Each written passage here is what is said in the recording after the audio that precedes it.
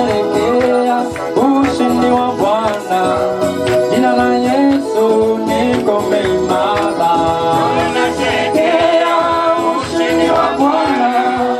Jina la Yesu ni ngome imara. Pale Kalvari yote yamekwisha. Jina la Yesu ni ngome imara. Tunasherehekea ushindi wa Bwana. Jina la Yesu ni ngome imara. Pale Kalvari Yesu kamaliza. Jina la Yesu ni ngome imara. Tunasherehekea ushindi wa Bwana. Jina la Yesu ni ngome imara. Dhambi na mauti pale vimeshindwa. Jina la Yesu ni ngome imara. Tunasherehekea ushindi wa Bwana. Jina la Yesu ni ngome imara. Tunasherehekea ushindi wa Bwana. Jina la Yesu ni ngome imara. Tunasherehekea ushindi wa Bwana. Jina la Yesu ni ngome imara. Tunasherehekea ushindi wa Bwana. Jina la Yesu ni ngome imara. Tunasherehekea ushindi wa Bwana. Jina la Yesu ni ngome imara. Pale Golgotha tumewekwa huru. Jina la Yesu ni ngome imara. Tunasherehekea ushindi wa Bwana. Jina la Yesu ni ngome imara. Ushindi wetu ulipatikana Golgotha ni ngome imara. Tunasherehekea ushindi wa Bwana. Jina la Yesu ni ngome imara. Kwa kushinda Yesu nasi tumeshinda. Jina la Yesu ni ngome imara. Tunasherehekea ushindi wa Bwana. Jina la Yesu ni ngome imara. Tunasherehekea ushindi wa Bwana. Jina la Yesu ni ngome imara. Tunasherehekea ushindi wa Bwana. Jina la Yesu ni ngome imara. Yesu ni wangu wa uzima wa milele. Yesu ni wangu wa uzima wa milele. Yesu ni wangu wa uzima wa milele. Yesu ni wangu wa uzima wa milele. Yesu ni wangu wa uzima wa milele. Yesu ni wangu wa uzima wa milele. Wa milele. Yesu wa uzima wa milele. Yesu wa uzima wa milele. Yesu wa uzima wa milele. Yesu wa uzima wa milele. Yesu wa uzima wa milele. Yesu ni wangu wa uzima wa milele. Yesu ni wangu wa uzima wa milele. Ananipenda wa uzima wa milele. Yesu ni wangu wa uzima wa milele. Ananijalie wa uzima wa milele. Yesu ni wangu wa uzima wa milele. Yesu wa uzima wa milele. Yesu wa uzima wa milele. Yesu wa uzima wa milele. Yesu wa uzima wa milele. Yesu wa uzima wa milele. Yesu wa uzima wa milele. Umetenda mambo ya ajabu kuliko yote yaonayo. Umetenda mambo ya ajabu kuliko yote yaonayo. Umetenda mambo ya ajabu kuliko yote yaonayo. Umetenda mambo ya ajabu kuliko yote yaonayo. Umetenda mambo ya ajabu kuliko yote yaonayo. Umetenda mambo ya ajabu kuliko yote yawazayo. Umetenda mambo ya ajabu kuliko yote yawazayo. Umetenda mambo ya ajabu kuliko yote yawazayo.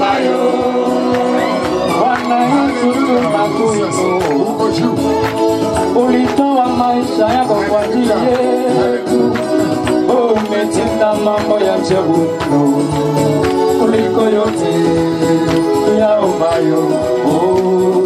Umetenda mambo ya ajabu mno kuliko yote yawazayo. Umetenda mambo ya ajabu mno kuliko yote yaombayo. Umetenda mambo ya ajabu mno kuliko yote yaombayo. Bwana Yesu tunakutukuza kwa mambo yote umetenda. Umetenda mambo ya ajabu mno kuliko yote yaombayo. Umetenda mambo ya ajabu mno kuliko yote yawazayo. Umetenda mambo ya ajabu mno kuliko yote yaombayo.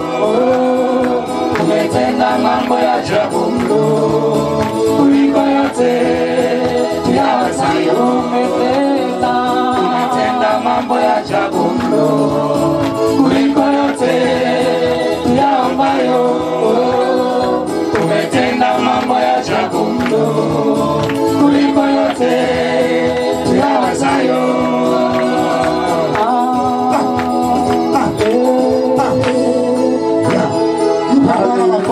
Bwana makofi. Bwana asifiwe. Mungu awabariki. Nilipokuwa nasema Pastor Sam huko juu, namaanisha huko juu kileleni. Haleluya. Huko juu kileleni. Mwokozi ndiye Yesu.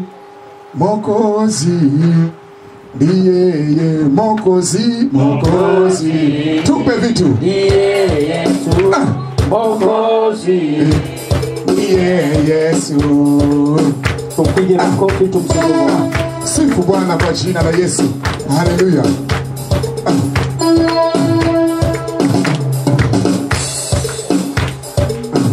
Piga makofi tumsifu.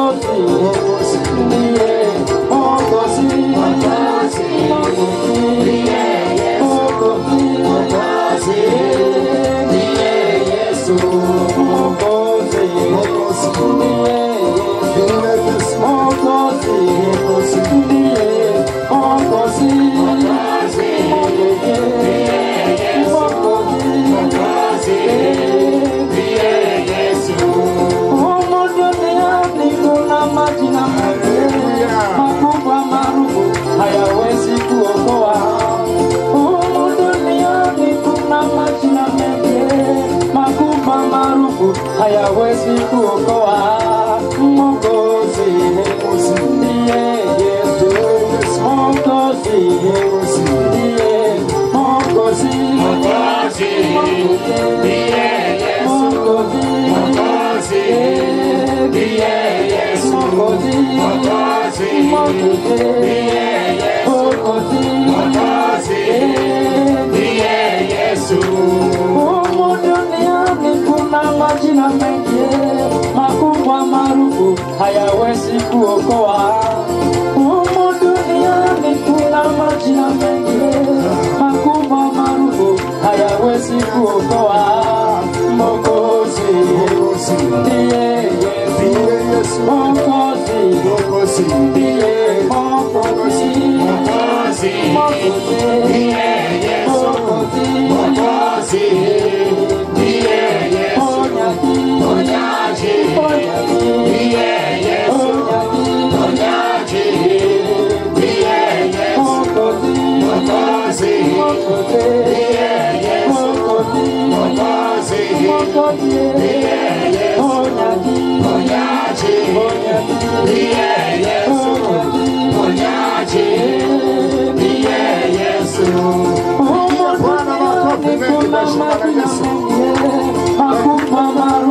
hayawezi kuponya.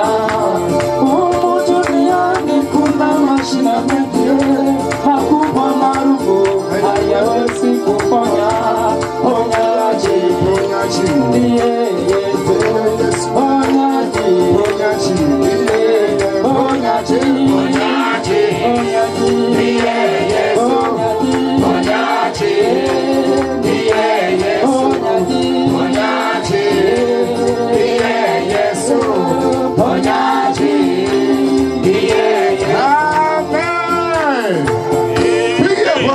Makofi kwa jina la Yesu. Hii ndio siku ambayo Mungu imekupendeza kwa mwaka huu tuwe na maadhimisho ya mateso, kusulubiwa, kufa, kuzikwa na kufufuka kwa ushindi kwa Bwana wetu Yesu Kristo. Tunasema asante kwa kazi kubwa iliyofanyika msalabani Calvary. Nasi tuko tayari kuendeleza kusudi la kazi ile, ili wanadamu waweze kusikia na kukombolewa kwa jina la Yesu. Tunayo furaha katika wakati huu ambao dunia ipo katika kuchanganyikiwa, lakini Mwokozi wao yupo. Ndio maana mwimbaji akasema Mwokozi yupo. Na tunaposimama nchi ya Tanzania madhabahuni, tunasimama kwa ajili ya East Africa, tunasimama kwa ajili ya Afrika, katika nchi zote ambazo Mungu leo wanashindwa kuadhimisha Pasaka hii ya mwaka 2020 tarehe 12 mwezi wa 4 kwa sababu ya lockdown, kwa sababu ya coronavirus. Tunajua kabisa kupitia Pasaka hii na kwa maombi ambayo tunainua kupitia makanisa mbalimbali hapa Tanzania, corona inakwenda kufikia mwisho kwa jina la Yesu. Tunaipambanisha corona na nguvu ya msalaba. Tunaipambanisha corona na nguvu ya damu ya Yesu.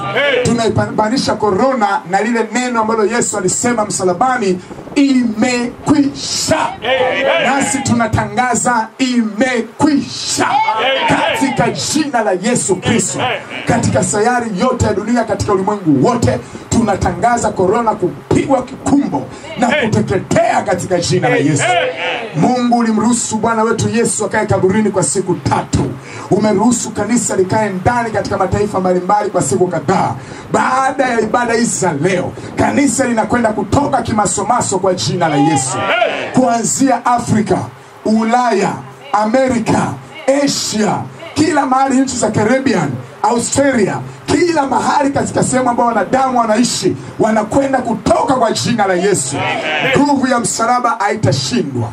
Nguvu ya damu ya Yesu haitashindwa. Nasi ni wanenaji wa nguvu hiyo, na tunaitamka ifike kila mahali katika jina la Yesu.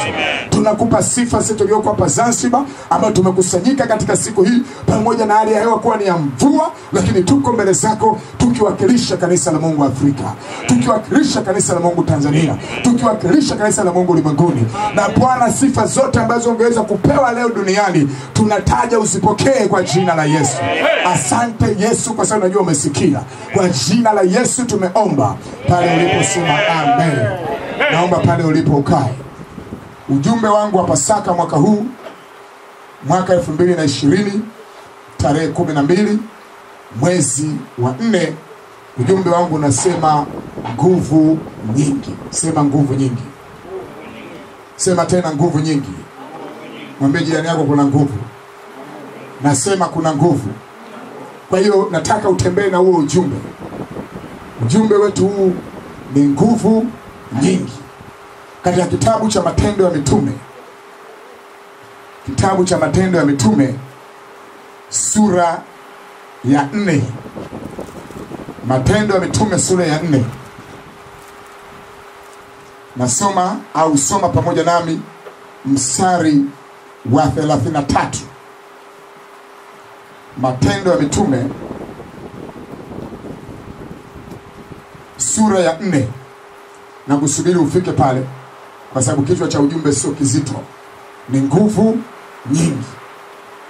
Ndio ujumbe wa Pasaka wa mwaka 2020. Hii ni kumbukumbu pia kwa kizazi kijacho, wanapokuja kutazama makabrasha, kutazama notes za Pastor Gaudens alizokuwa amezungumza kwa miaka hiyo iliyopita. Watakaposikia zile rekodi zetu watajua tulihubiri kitu gani. Nguvu nyingi. Matendo ya Mitume sura ya 4 mstari wa 33.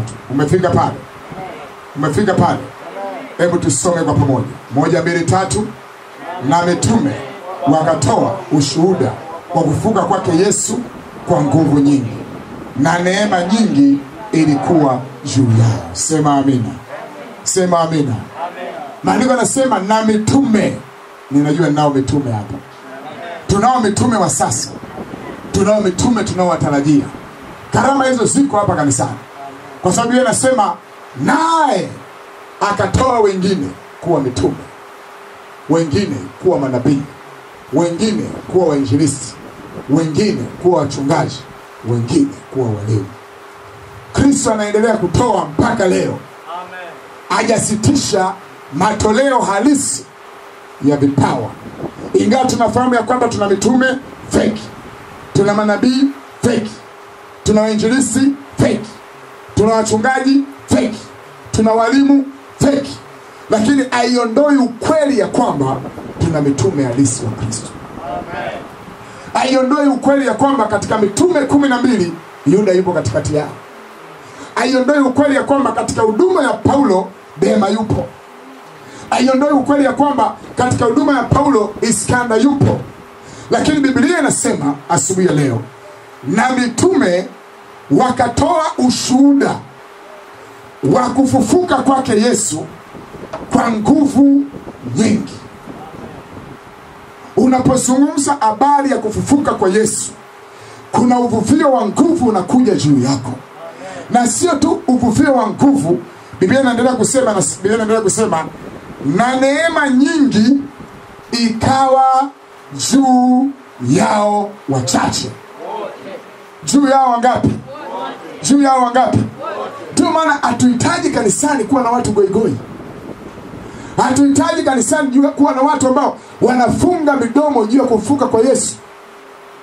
Upotoshaji wote ulio katika dunia hauwezi kuzuia nguvu ya Mungu kushuka kwa mtu ambaye anashuhudia ya kwamba Yesu alisulubiwa, Yesu alikufa na Yesu akafufuka kama yanenavyo maandiko. Sema amina. Biblia inasema unaposhuhudia vitu hivyo, kuna nguvu nyingi inashuka juu yako. Kuna neema nyingi inashuka juu yako. Kuna wakati ambapo vijana wanakosa nguvu ya kiroho kwa sababu wamefunga midomo kuzungumza habari ya ufufuo wa Yesu. Kuna wakati ambapo kanisa linakosa nguvu ya kiroho kwa sababu linakaa miaka nenda rudi halizungumzi juu ya ufufuo wa Yesu. Biblia inasema na mitume wakatoa ushuhuda wa kufufuka kwake Yesu. Walikuwa wanawaambia watu, nyinyi ambao hamjaona Yesu amefufuka, nyinyi ambao hamjasikia Yesu amefufuka, nyinyi ambao mlikuwa hampo Yesu amefufuka. Nataka nikwambie kanisa la sasa linapaswa kuinuka, kwa sababu tuna fakti, tuna shuhuda za uhakika zinazothibitisha kwamba Yesu amefufuka zaidi ya 5 kwenye Biblia ambazo zinathibitisha. Kwanza, malaika waliokuwa wamekwenda kulivingirisha lile jiwe ili Yesu atoke, au walikuwa ni mashuhuda wa kwanza. Ndio maana Mariamu Magdalena alipokwenda kaburini na kukuta kaburi liko wazi, malaika wakamwambia, mama, unamtafuta nani? Mtoto wetu ametusomea hapa katika Luka sura ile ya 24 mstari wa 6. Anasema, unamtafutaje aliyo hai kwa wafu? Malaika walikuwa mashahidi wa kwanza kushuhudia ya kwamba Yesu amefufuka. Sema amina. Sema amina. Mashahidi wa pili walikuwa wale walinzi wanaowekwa na Mafarisayo. ya kwamba walilinda kaburi, maana walisikia Yesu alihubiri ya kwamba atakufa na baada ya siku 3 atafufuka. Mafarisayo na Masadukayo, kwa sababu ya uchungu waliokuwa nao wa kidini na kuiona nguvu ya Kristo, wakamwendea Pilato, wakamwambia Pilato hivi, tumemsikia yule mjanja amesema kwamba siku ya 3 atafufuka baada ya kuzikwa, na tunajua na wanafunzi 11 wamebaki, kati ya wale 12 mmoja ameshajiua, wanaweza kwenda kumuiba. Sasa ili tusiwie tukio la wizi, acha utupatie walinzi na silaha zao, walinzi ambao ni professional, watu ambao ni intelligence, wakalinde kaburi salama kwa siku 3. Nataka nikwambie hakuna anaweza kulinda kuzuia nguvu ya Mungu juu yako. Nasema hakuna anaweza kuzuia nguvu ya Mungu juu yako. Iwe ni mchawi, iwe ni mshirikina, iwe ni mtu tu akupendi kwa sababu zake, acha alinde usiku kucha. Utapenya katikati yake kwa jina la Yesu. Utatoka katikati yake kwa jina la Yesu. Utabarikiwa katikati yake kwa jina la Yesu. Biblia inasema na Mungu ashukuriwe kwa ajili ya Mafarisayo, maana huenda kaburi lisingelindwa na wale walinzi, uongo ungekuwa mwingi mno. Watu wangesema Bwana ni wanafunzi wake walimchukua, ni kina Petro walimchukua, ndio maana wamekutana naye Galilaya. Nataka nikwambie walinzi walikuwa mashahidi wa pili baada ya Yesu kufufuliwa. Biblia inasema lile jiwe likavingirishwa, malaika akalikalia, mwanamume akatoka na sanda, mwanamume akatoka na kitani safi, mwanamume akasimama juu yao akasema amani iwe kwenu. Sema amina. Sema amina. Biblia inasema wale walinzi walikuwa kama wafu, wamepigwa na shoti, wamepigwa na umeme, wamepigwa na butwaa, wakawa kama wafu. Yesu akawaambia inukeni. Wakatoka kaburini mpaka kwa Mafarisayo, wakawaambia Mafarisayo mwanamume ametoka kaburini. Sema amina. Kuna mtu anatoka kwenye vifungo siku ya leo kwa jina la Yesu. Kuna mtu anatoka kwenye laana za ukoo siku ya leo kwa jina la Yesu. Wakawaambia Mafarisayo yule tulikuwa tumemlinda ametoka kaburini.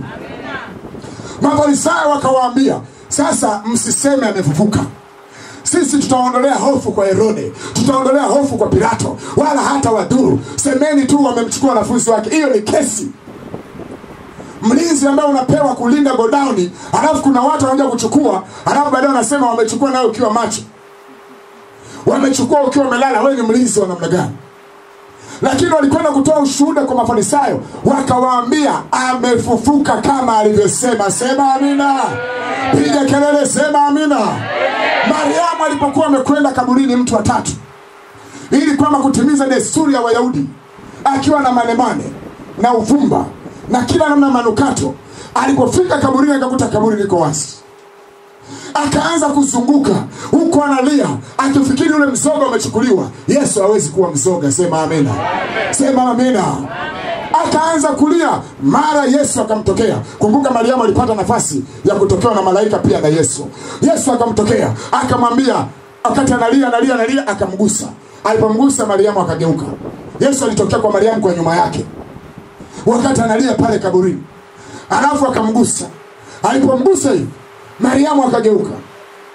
Yesu akamuuliza, mama unalilia nini? Yesu alipouliza unalia nini, akasema namtafuta Laboni, namtafuta mwalimu. Raboni kwa Kiebrania ni mwalimu. Namtafuta Raboni. Yesu akamwangalia Mariamu, na Yesu akagundua kwamba Mariamu hajanijua. Yesu akatoa sauti akamwambia Mariamu. Mariamu akastuka, akajua ni yeye Bwana huyu. Mariamu akataka kumrukia Yesu. Yesu akasema usinirukie kwa sababu sijapaa bado. Sema amina.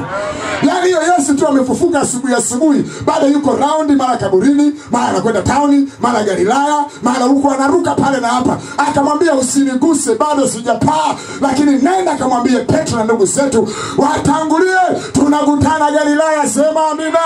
Mwaka huu tutakutana mahali fulani kwa jina la Yesu. Nasema tutakutana mahali fulani. Tutakutana kwenye mafanikio, tutakutana kwenye biashara, tutakutana kanisani, tutakutana kwenye ndoa, tutakutana kwa jina la Yesu. Kama kuna mtu amekawia kukutana na wewe, Bwana atamshughulisha. Kama ni Galilaya utakutana naye, kama Yerusalemu utakutana naye, utakutana naye mahali fulani kwa jina la Yesu. Nisikilize. Wakati Yesu anazunguka katika mitaa Akakutana na watu wawili katika Luka sura 24, wanaelekea kwenye kijiji kinachoitwa Emau. Wanazungumza mtikisiko uliotokea, wanazungumza habari za Yesu, wanazungumza katika watu wale, mmoja anaitwa Kleopa, wanazungumza habari zake. Yesu akajoin safari yao. Nasema Yesu atajoin safari yako kwa jina la Yesu. Mwambie jirani yako, Yesu ataunga mkono safari yako. Ukiwa kwenye ndege atakuwa pale, ukiwa kwenye basi atakuwa pale, ukiwa mahali popote atakuwa pale kwa jina la Yesu. Oh, maisha yangu Yesu anayajoin, sema amina. Maisha yangu Yesu anayaunga mkono, sema amina. Unajua sometime usitafuta kuentertain wanadamu. Nani ananipenda, nani hapendi? Amna. Unamhitaji tu Yesu kwenye maisha yako. Hao wanadamu waliozaliwa na mwanamke wana mambo mengi. Anasema mwanadamu waliozaliwa na mwanamke siku zake si nyingi, nazo zimejaa taabu. Watu hao wako safarini, wanakwenda Emau. Yesu akaingia kwenye msafara, akaanza kuwauliza, hiki kitu gani mnazungumzia? Wakala wakasema, wewe ni mgeni Yerusalemu kama vile ambao ulipo mgeni katika Kristo. Unajui mambo mengi, unachanganyikiwa. Wakamwambia, ni mgeni katika Yerusalemu, mambo gani mnazungumza? Wakasema habari za Yesu wa Nazareti, ambaye Mungu alimtia mafuta na kutenda kazi njema na kuponya wagonjwa. Lakini siku 3 zilizopita wazee wetu walimfanyia fitina, akasulubiwa, akafa, akasikwa. Leo asubuhi tunaambiwa na watu ambao walikuwa wanafuatana naye tangu Nazareti, tangu Galilaya mpaka Yerusalemu, wanatuambia kwamba amefufuka. Yesu akawaangalia, akawahurumia. Baada ya kuwahurumia, Biblia inasema akaanza kusema nao kuanzia Musa na manabii. Walipokuwa wanamsikia, mioyo yao ikawa inawaka, lakini hawajamjua. Walipokaribia kijiji cha Emau, Biblia inasema ilikuwa tayari jioni. Wakafurahia ufundishaji wake, wakafurahia mahubiri yake. Wakamwambia, sasa unaelekea hapa, nenda kijiji cha mbele zaidi ya Emau. Wakamwambia, tunaomba ukae na sisi hapa Emau, ili kesho ndio uondoke, kwa sababu tunataka kusikia kutoka kwako. Ghafla Yesu akapotea kati yao. Wakafunguka macho, wakasema, ni yeye. Hawakuogopa giza tena. Mwambie jina yako, sitaogopa corona tena. Sitaogopa corona tena. Maandiko yanasema usiku ule wakageuza. Kumbuka walimwambia Yesu, kama na giza limeingia. Lakini baada ya kupata nguvu kutoka mbinguni, maandiko yanasema usiku wakageuza, wakarudi Yerusalemu waliko wanafunzi. Wakawaambia, ni kweli amefufuka. Mwambie mtu fulani, ni kweli amefufuka, sema amina. Ni kweli amefufuka. Biblia inasema woga ukua ndani yao, giza alikuwa ndani yao. Kama utakuwa ndani ya Kristo, hakuna hofu ya Al-Shababu, hakuna hofu ya Al-Shababu, hakuna woga wa Al-Shababu, hakuna woga wa mauti na kifo kwa jina la Yesu. Watoto wangu siku moja wakaona picha za watu wa Al-Shababu, wanasema, unajua sisi tunakuja na Yesu. Nikamwambia, achana hawa puzi, hawafanyi kitu. Kristo akiwa ndani yako, hakuna woga, hakuna usiku, hakuna mchana, hakuna corona, hakuna chochote. Ndani yako yuko Kristo. Hofu imekusanywa, imetupwa mbali na wewe katika jina la Yesu. Ushuhuda wa 5 wanafunzi walipokuwa wamekaa mahali pamoja kwa hofu za Wayahudi, katika Yohana sura 21. Kwa hofu za Wayahudi wamejikusanya mahali pamoja, wanaogopa. Biblia inaniambia, maandiko yanasema Yesu akawatokea, akawaambia, amani iwe kwenu. Wakajua huyu ni Rabi ametutokea. Na mmoja wa wanafunzi asiyeamini alikuwa hayupo, anaitwa Tomaso aitwaye Pacha. Walipomwambia Tomaso ya kwamba tumemwona Bwana, akasema, mimi sitaamini mpaka niweke vidole vyangu mahali pa misumari, niweke vidole vyangu ubavuni, niguse mahali alipochomwa mkuki, niguse mahali alipochomwa misumari. Kina Petro akamwambia, tulia, nisikilize. Ukutana na mtu asiyeamini, mwambie tulia. Kwa sababu Mungu atajidhihirisha kwenye maisha yako. Ukitana na mtu mwenye kiburi, anasema Mungu ni kitu gani? Mungu hamna, mwambie tulia. Kwa sababu nitakwenda kuomba na Mungu atajidhihirisha kwamba yupo, sema amina. Wakamwambia Tomaso, tulia, wiki ijayo njoo kwenye kusanyiko. Akaja kwenye kusanyiko. Ile Yesu tu anaingia, tena sio kwamba alikuwa anaingilia getini au anaingilia mlangoni. Biblia inasema milango ikiwa imefungwa kwa sababu ya hofu ya Wayahudi. Yesu anakuta ameshasimama mahali pa madhabahu. Yesu yuko hapa. Nasema Yesu yuko hapa. Hapitii mlangoni, hapitii dirishani, unamkuta yuko madhabahu. Akawaambia, amani iwe kwenu. Wakati Tomaso anabishana na Petro, Yesu alikuwa hayupo. Wakati Tomaso anabishana na Yohana, Yesu alikuwa hayupo. Wakati Tomaso anabishana na Yakobo, Yesu alikuwa hayupo. Alipofika ndo akamwambia Tomaso, njoo. Akaanza kujigonga gonga. Akamwambia, gusa sehemu zangu nilizochomwa kwa misumari. Gusa sehemu zangu nilizopigwa na mkuki, ili upate kusadiki. Lakini Tomaso, nataka nikwambie, wanaheri wale watakao sadiki bila kuniona kuliko mtu kama wewe. Tomaso akafia India kwa kuchomwa mikuki, kuwekwa kwenye tanuru ya moto. Ndio alipeleka Ukristo India, lakini kwa maumivu mengi, kwa sababu ya kutokuamini. Mwambie jirani yako, acha kutokuamini. Acha kutokuamini. Kutokuamini kunaweza kuleta vitu vibaya kwenye maisha yako. Ingawa aliendelea katika Bwana, lakini aliambiwa wanaheri wale watakao sadiki bila kuniona. Kinyume cha heri ni laana. Kinyume cha heri ni ole. Usiwe mtu asiyeamini. Amini nguvu za Mungu. Amini uponyaji wa Mungu. Amini utendaji wa Mungu. Mambo matatu kwa haraka. Sehemu ya kwanza, Bwana Yesu azungumza juu ya kifo chake na ufufuo wake. Anazungumza juu ya kifo chake na ufufuo wake. Mathayo sura ya 20 mstari wa 17 hadi wa 19. Mathayo 20:17 hadi 19. Yesu azungumza juu ya kifo chake na ufufuo wake. Mstari wa 17, Mathayo 20. Hata Yesu alipokuwa akipanda kwenda Yerusalemu, aliwachukua wale wanafunzi 12 faragani, na njiani akawaambia, akiwa na njiani, angalieni, tunapanda kwenda Yerusalemu, na mwana wa Adamu atatiwa mikononi mwa wakuu wa makuhani na waandishi, nao watamhukumu afe. Anawaambia mapema, watamhukumu afe. Mstari wa 19, kisha watampeleka kwa mataifa wapate kumdhihaki na kumpiga mijeledi na kumsulubisha, na siku ya 3 atafufuka. Sema amina. Amen. Unajua leo kuna viongozi wengi wameshika watu wengi duniani na wanaaminiwa, lakini hawakuhubiri injili ya Yesu. Yesu anastahili kuaminiwa kwa sababu yeye ameleta ukombozi halisi kupitia kifo chake. Aliwaambia wanafunzi na kwenda kusulubiwa, nitakufa na siku ya 3 nitafufuka. Leo kama tungekuwa tunaruhusiwa, tungesema wale wote ambao leo wana sifa za kidini wangepaswa kufa kwanza, na wangetuambia watakufa lini, watasulubiwa lini, watafufuka lini.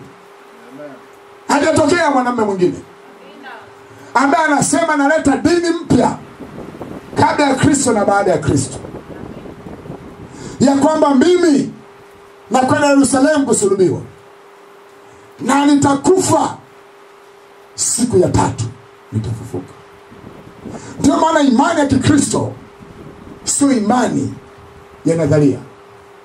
Imani ya Kikristo sio imani isiyo na gharama. Ni imani ya mtu aliyelipa gharama ya uhai wake. Sio mali zake, sio watoto wake, sio pesa zake. Uhai wake Kristo aliutoa. Katika Yohana anasema, ninautoa uhai wangu na nitauchukua tena. Ukimwona Mkristo anaacha wokovu, anamwacha Yesu, alafu anahangaika na dini zingine, jua kabisa amepotea. Amen. Hajui gharama Kristo aliyelipa. Kristo alipita mitaani akahubiri injili, lakini akasema, mimi ndio toleo, mimi ndio ile kondoo ninayetolewa kwa ajili ya wengi. Akajitoa kwa ajili yetu. Sio swala Ukristo wa kuzaliwa, swala Ukristo wa kuupokea kwa imani, swala Ukristo wa kuupokea baada ya toba. Akajitoa mwenyewe na akasema, ninakwenda Yerusalemu, nitasulubiwa, nitazikwa, na siku ya 3 nitafufuka. Nimetea nabii mwingine. Musa hakuweza kuhubiri injili hiyo ya kwamba nitakwenda kwenye mlima wa Horebu au Sinai, nitakufa, mtaniokotea mahali fulani. Hamna. Hakuna hakuna. Vingine vyote vitu vinatengenezwa na wanadamu. Yesu pekee mwokozi wa wanadamu. Yesu pekee mponyaji wa wanadamu. Na kama Kristo asingehubiri hivyo, kumwamini pia ingekuwa ni utata. Lakini akahubiri mapema juu ya kifo chake. Unaweza kusoma kwa muda wako katika Injili ya Mathayo 12:38 mpaka 40, Marko sura ya 8 mstari wa 31, Luka sura ya 9 mstari wa 22. Kwa muda wako. Mathayo 12 mstari wa 38 mpaka 40, Marko 8 mstari wa 31, Luka 9 mstari wa 22. Anaelezea kile kitakachompata kabla hakijatokea. Hakuwa na majuto juu ya kifo chake, kama ambavyo anakuwa na majuto watu wengi. Yeye hakuwa na majuto. Alikuwa anajua nini na kwenda kufanya duniani. Kilio chake msalabani ilikuwa ni kwa ajili ya msamaha wa wanadamu. Anawakilisha wanadamu ambao wangekamatwa na mauti ya milele, sio vinginevyo. Yesu hakusulubiwa kwa bahati mbaya. Na ndio maana baadhi ya watu wanataka kupotosha wanadamu na kusema Yesu hajasulubiwa, kwa sababu kutoka kusulubiwa, kifo na kufufuka ndio Ukristo wenyewe. Huo ndio Ukristo. Sio tu kushiriki meza ya Bwana, sio tu kula sakramenti, sio tu jina. Ukristo unatoka kwenye chanzo cha mateso kwa ajili ya dhambi. Chanzo cha mateso kwa ajili ya mwanadamu. Chanzo cha mateso kwa ajili ya uovu. Pilato akasema sioni uovu juu ya mtu huyu, lakini asulubiwe.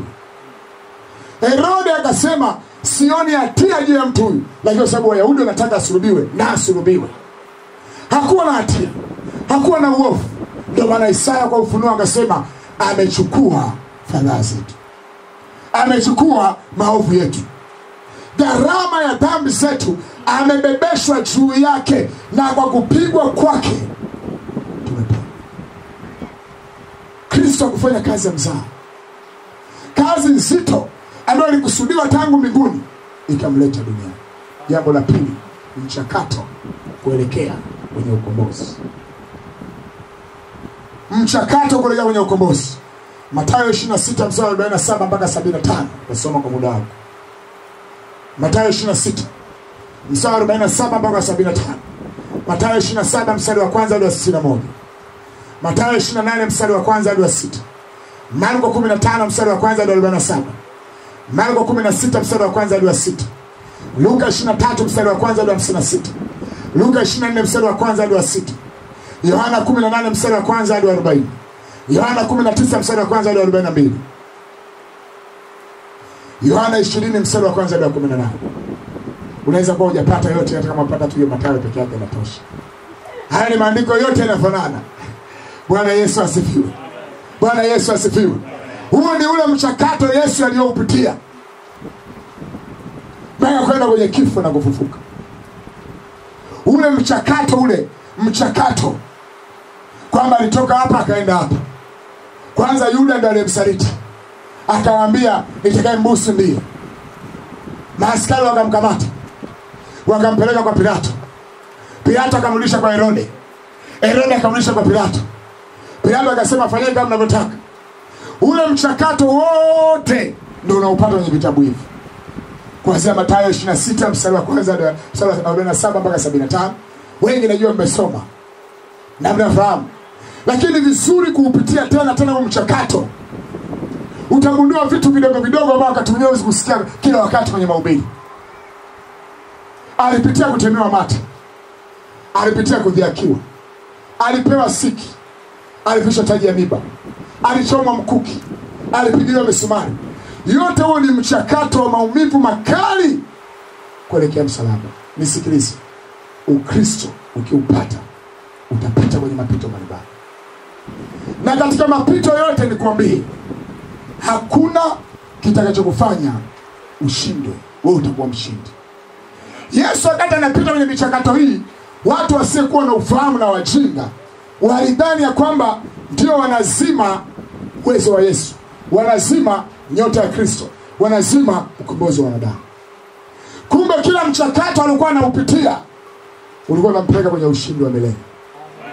Ulikuwa unampeleka kwenye mkono wa kuume wa Mungu Baba. Ulikuwa unampeleka kwenda kuwa mhukumu kwa walio hai na waliokufa. Nisikilize siku ya leo. Kuna michakato unaipitia kwenye maisha, usinungunike. Shida ni kujua kwamba kusudi la Mungu lipo au halipo.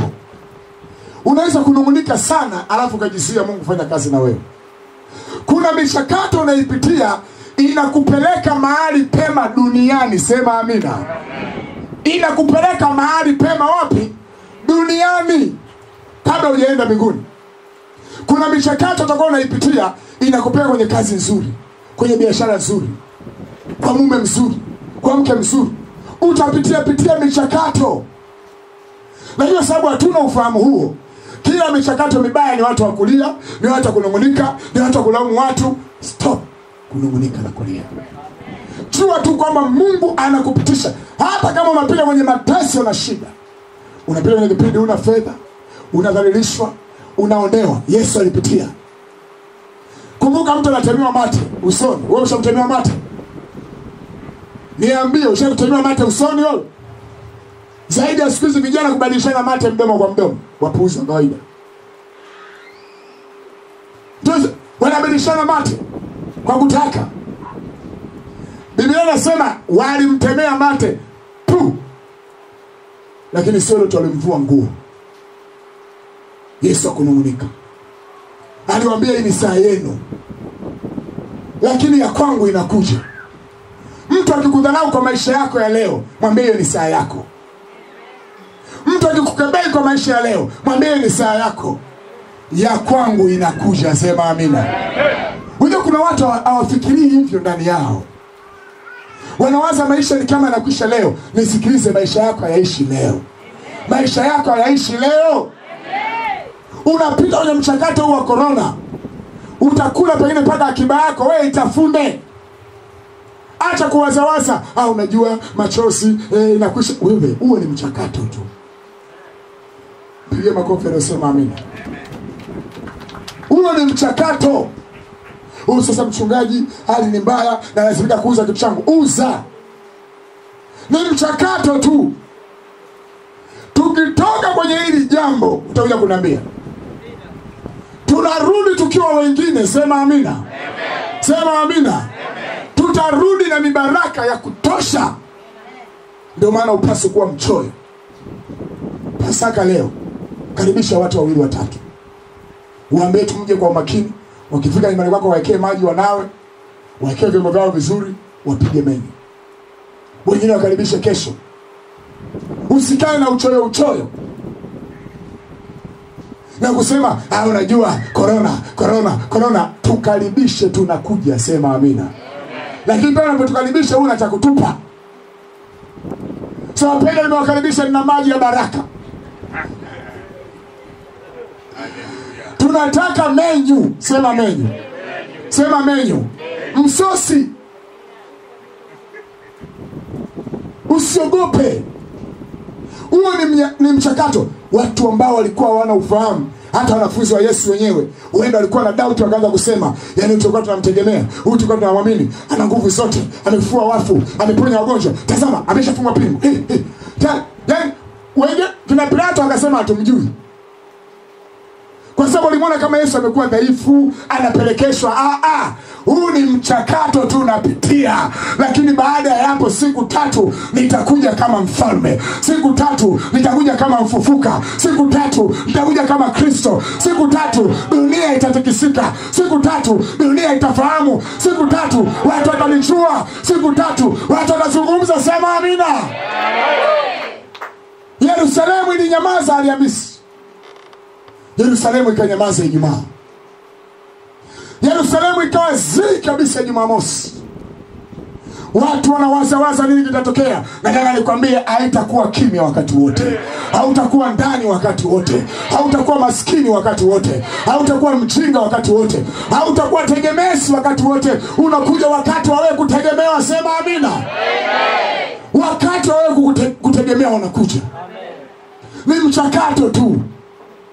kipindi kifupi tu unapitia. Ndio maana nataka tu unapojisikia mgonjwa usianze kuogopa ukafikiri unakufa. Hamna. Una miaka 70 kibiblia, una miaka 80 kibiblia, ukiwa na nguvu 90. Sema amina. Sema amina. Hii ni chakati ya leo pressure, kesho nyonga, kesho kutwa tumbo, kesho kutwa mguu, isikustue. Hata sio tunaipitia. Na jambo la kufurahisha ukifika hospitali na kupima wanakuambia hata kuumwa uumwe. Kwa sababu wakati ile hofu imekuwa ni kubwa mno, inafanya uti wa mgongo ishinde kubeba mwili wako. Wengine muumwi. Hata tungekuwa tunaweza kuwachukua kwa taruhusiwa, tukushika tukutikise kama mara 20 ugonjwa wote umeisha. Muumwi. Woga tu. Au ndio tayari. Mbona pumua kwa shida? Woga tu. Bwana usaidie kwa jina la Yesu. Tatu na mwisho, nguvu ya neema kwa washuhudiaji wa ufufuko wa Yesu. Nguvu ya neema katika Matendo ya Mitume tulikosoma sura ile ya 4. Sura ya 4 mstari wa 33. Na mitume wakatoa ushuhuda wa kufufuka kwake Yesu, na nguvu nyingi na neema nyingi ikawa juu yao wote. Sema amina. Mtolee unabii jirani yako apokee nguvu. Mwambie pokea nguvu. Pokea nguvu. Unajua ukipokea hii nguvu utakuwa hodari. Ukipokea hii nguvu utakuwa shujaa. Ukipokea hii nguvu utakuwa na neema. Biblia inasema unapozungumza juu ya ufufuko wake, juu ya kutoka kaburini kwake, neema na nguvu inakuja juu yako. Ndio maana siku moja Agripa akadhani Paulo amechanganyikiwa. Wakati Paulo anang'ang'ana ya kwamba Yesu yu hai, watu wanasema amekufa. Paulo anasema yu hai, watu wanasema amekufa. Paulo anasema yu hai. Sema yu hai. Mbele ya mfalme sema yu hai. Na tunajua yu hai kwa sababu alipofufuka, Biblia inasema katika Matendo ya Mitume kwa sura ya 1, alipaa kwenda mbinguni, watu wanamuona kwa macho ya mwili na damu live. Live. Yesu huyo. Alafu malaika akasema, enyi wa Galilaya ambao mmeinua macho yenu kutazama mbinguni, huyo Yesu anayotoka kwenu anakwenda mbinguni live. Wingu limempokea. Ndivyo atakavyorudi hivyo hivyo. Mwambie jirani yako Yesu anakuja. Mwambie mwingine Yesu anarudi.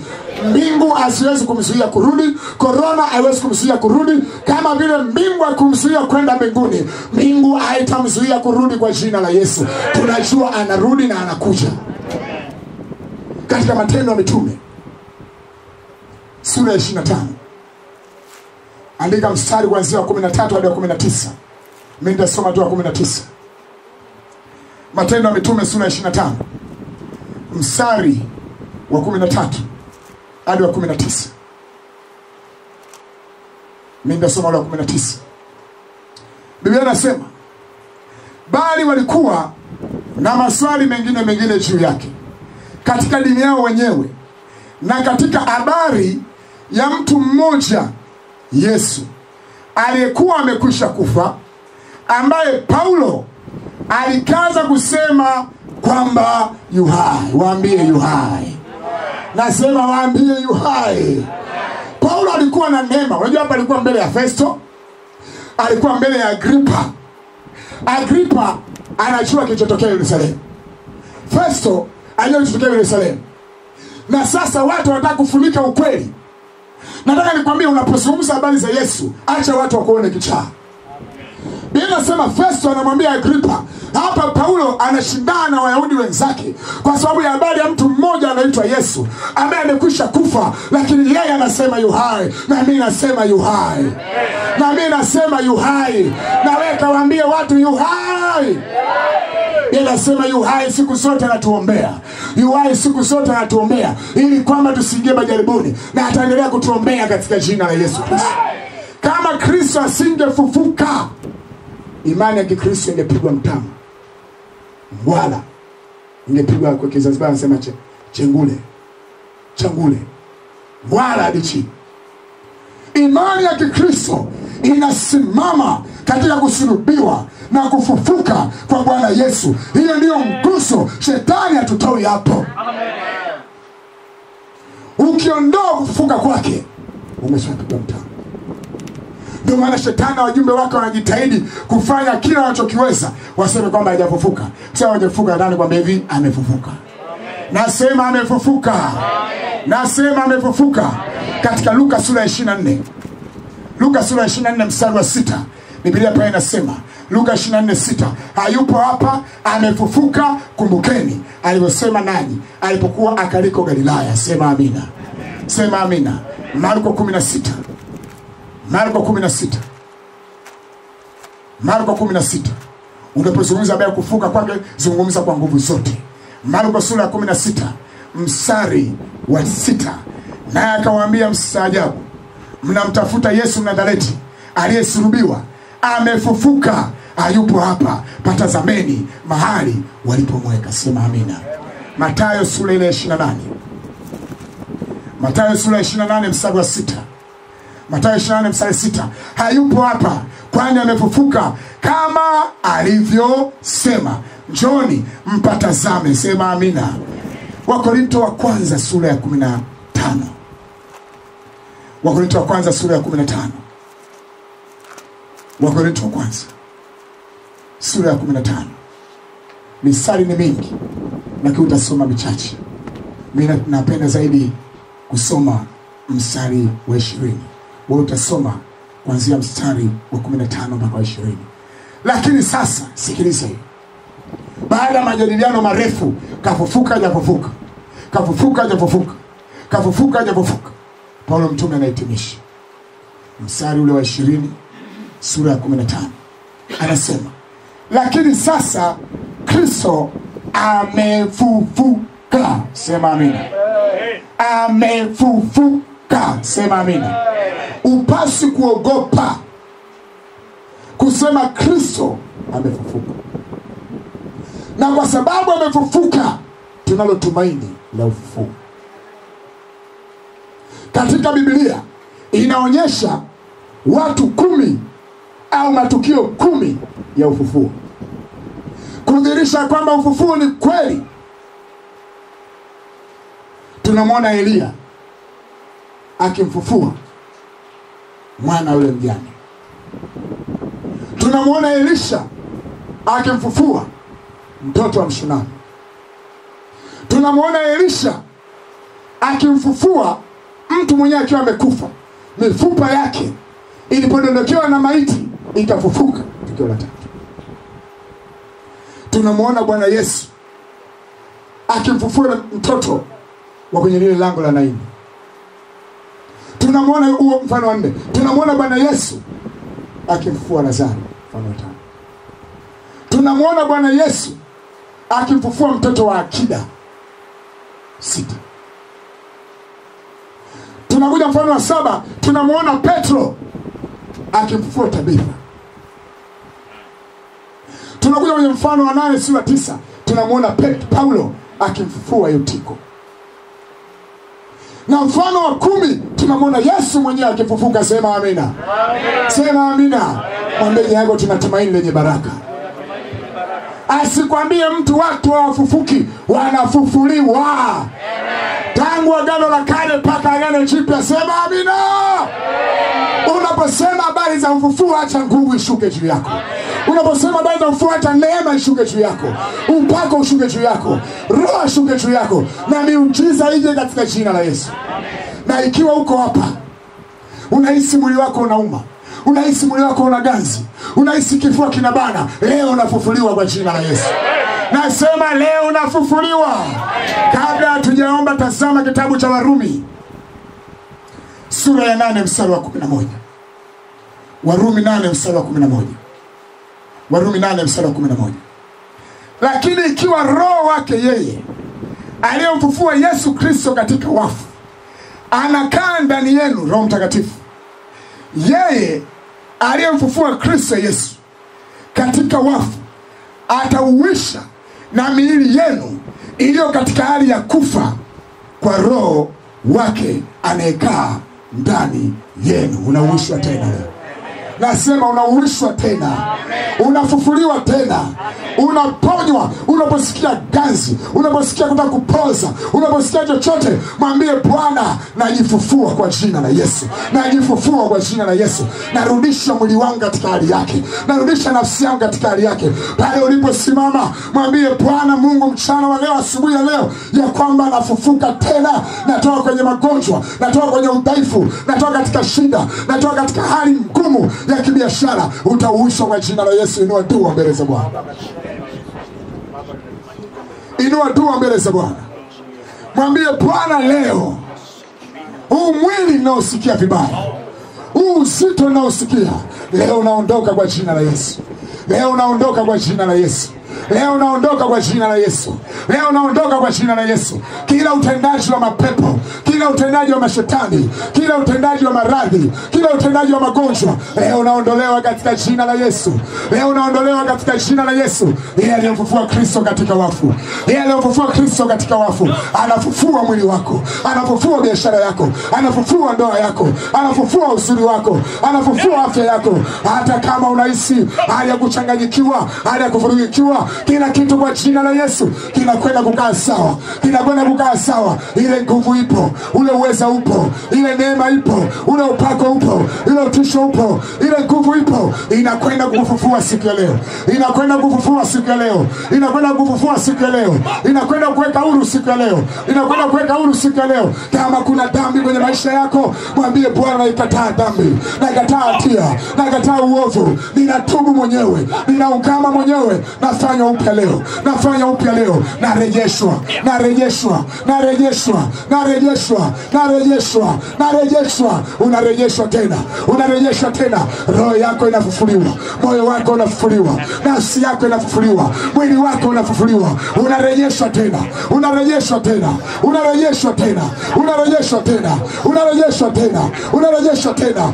Usichana wako unarejeshwa, uzuri wako unarejeshwa, afya yako inarejeshwa katika jina la Yesu, katika jina la Yesu, katika jina la Yesu. Furaha yako ya wokovu inarejeshwa, inarejeshwa, inarejeshwa, inarejeshwa, inarejeshwa, inarejeshwa, inarejeshwa, inarejeshwa, inarejeshwa. Mifupa iliyopondana, mifupa iliyopondeka, maumivu katika mifupa, kuwaka moto kwa mwili, kunarejeshwa tena, kunarejeshwa tena, kunarejeshwa tena, kunarejeshwa tena. Kupoteza hamu ya kula, kupoteza hamu ya kula, kunarejeshwa kwa jina la Yesu, kunarejeshwa kwa jina la Yesu. Hali yoyote inayokutokea isiyokuwa ya kawaida, unayoisikia isiyo ya kawaida, inakuachia kwa jina la Yesu, inakuachia kwa jina la Yesu, inakuachia kwa jina la Yesu, inakuachia kwa jina la Yesu. Unarejeshwa tena, unarejeshwa tena, unarejeshwa tena. Unafufuliwa, unafufuliwa,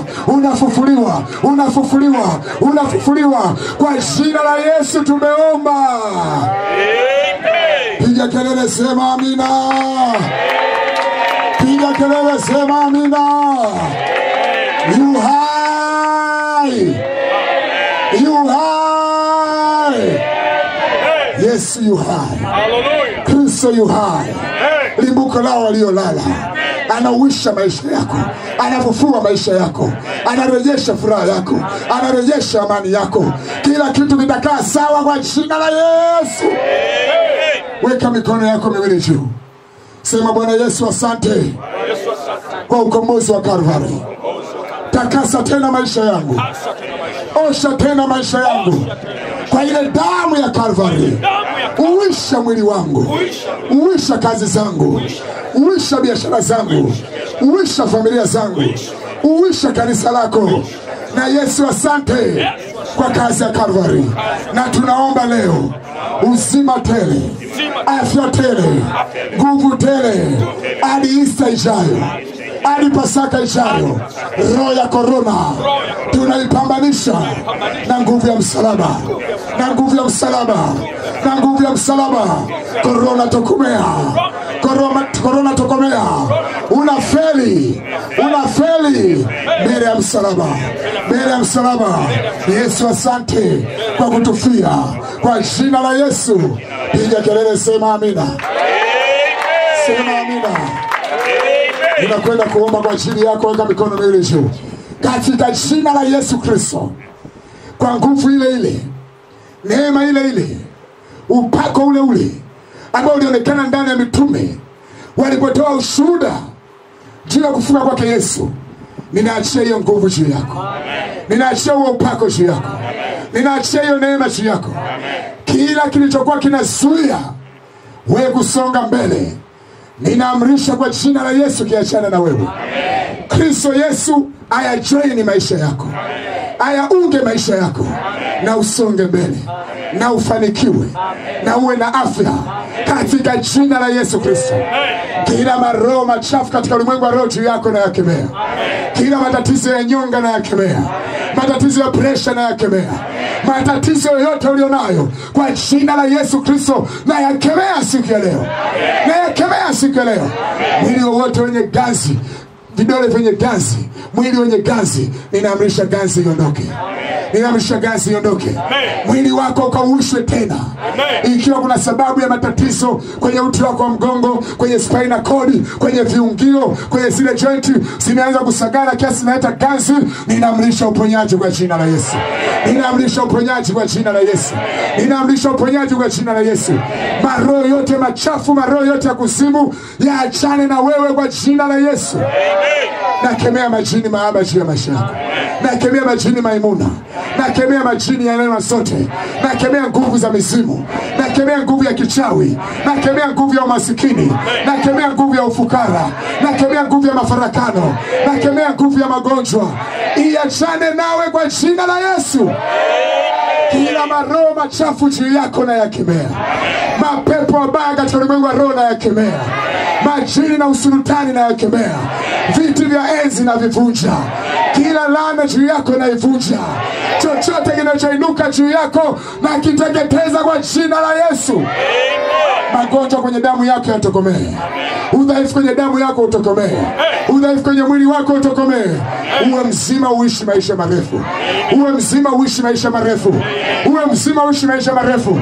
Kama Musa alivyoomba juu ya Rubeni asife, usife kwa jina la Yesu, bali ukaishi kwa jina la Yesu. Uyasimulie matendo makuu ya Mungu. Ukamuone Mungu kwenye maisha yako. Mungu akutetee katika michakato yote unayopitia kwenda katika utukufu na heshima. Mungu akutetee kwa jina la Yesu. Mungu akutetee kwa jina la Yesu. Mungu akutetee kwa jina la Yesu. Ukawe mshindi kwa jina la Yesu. Mungu nasema asante kwa kuwa najua umenisikia. Watoto wetu tunawabariki. Vijana wetu tunawabariki. Wazee wetu tunawabariki. Wazazi wetu tunawabariki. Ndugu zetu tunawabariki. Ni salama kwa jina la Yesu. Piga kelele, sema amen. Sema amen.